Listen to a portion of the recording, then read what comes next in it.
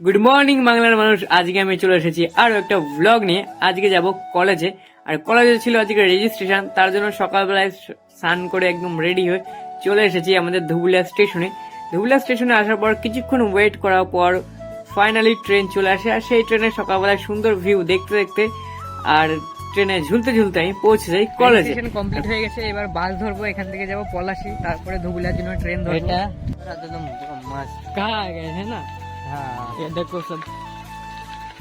हम लोग सोचे यार अंदर में पूरा हेवी ग्राम होगा, लेकिन हम लोग को क्या पता था कि आज इसका अंदर में यार ग्राम है अंदर एकदम एकदम अंदर अंदर। तो गाइस ये मेरा दोस्त है, इसका नाम है एमडी। फुल नाम क्या है आपका? एमडी अहमद।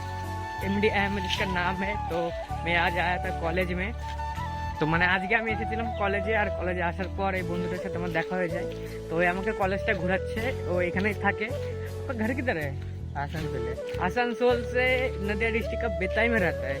আসানসোল থেকে বেতাই ও থাকে, এখানেই থেকে পড়াশোনা করে আমাদের এই কলেজে।